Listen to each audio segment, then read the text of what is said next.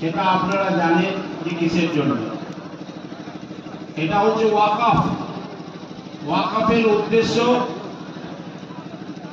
যে সম্পত্তি আজকে 450 বছর পূর্ব থেকে 450 বছর রাজা বাদশাহরা নিয়ে বড় বড় শেখরা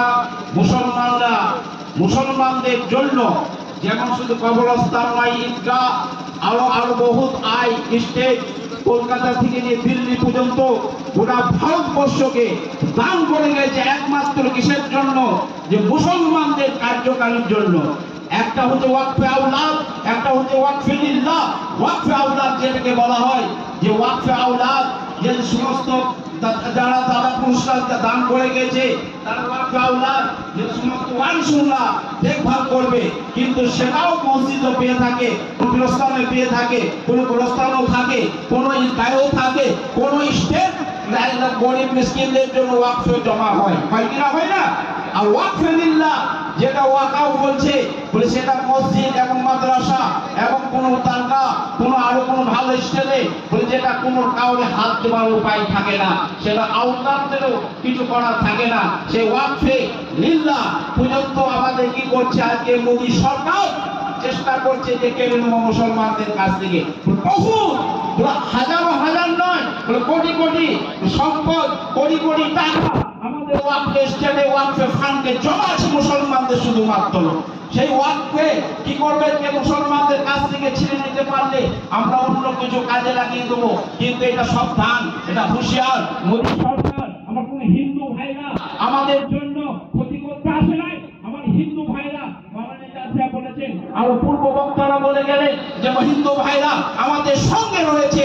যে কি তাতে ওয়াকফে আইন যে কালা কানুন দিয়েছে, কালা কানুন পাস করার চেষ্টা করেছে বলে সেটাও সুপ্রিম কোর্ট আমাদের দিকেই রয়েছে এবং আইনসম্মত।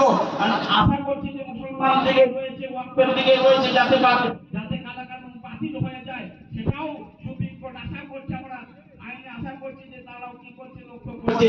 আর এটা আমাদের সবাইকে চিন্তা রাখতে হবে যে মোদী সরকার যে তুমি কালা কানুন রেখেছো, কালা কানুন পাস করার জন্য চেষ্টা করছো, সেটা এক চিন্তারে বাতিল করতে হবে। কালা কানুন যদি তুমি বাতিল না করো তাহলে আমাদের মুসলমান তোমার ওইখানে দরবারে গিয়ে, তোমার ওইখানে গিয়ে স্টেজে গিয়ে আন্দোলন করতে শুরু করতে বাধ্য হয়ে যাবে। যাবে কিনা? যাবে না? বলুন, হবেন না? যাবেন না? অবশ্যই আপনারা চলে যাবেন। তাই বুঝুন যে আমার একটাই লক্ষ্য থাকবে যে মুসলমানদের যে ওয়াকফ করে গেছে, ওয়াকফে আওলাদ, ওয়াকফে লিল্লাহ যেন বেঁচে থাকে। আলহামদুলিল্লাহ। এখানে আমার নিজের শুকরিয়া। যে সমস্ত মসজিদের ইমাম সাহেবরা আছেন বা ওয়াকফ এই আইন নিয়ে যারা কিছু জানতে চাইছেন যে আইন কেমন ক্ষতি করেছে, সেই বিষয় নিয়ে আমরা একটা কাগজ দিচ্ছি। ইমাম সাহেব থেকে বলবো যে আপনারা কাগজটা নিলে আপনাদের জমার দিনে বলতে সুবিধা হবে, বোঝাইতে সুবিধা হবে, বুঝতে সুবিধা হবে। শুধু ওয়াকফ আইন বললে হবে না, সেটা বুঝতে হবে এর কি ধারা, কোন ধারা আমাদের আপত্তি আছে, কোন বিষয়টা নিয়ে, সেই বিষয়ে আমাদের পীর সাহেব বলবেন। আমি আমার পক্ষ থেকে একজন মুরব্বী রয়েছেন আহলে সুন্নাত ওয়াল জামাতের, তিনি বহুদিনের একজন প্রবীণ বক্তা এবং আমার চাচাজি, তিনি আজকে আমাদের মঞ্চে এসেছেন। আমি বড় খুশি হয়েছি।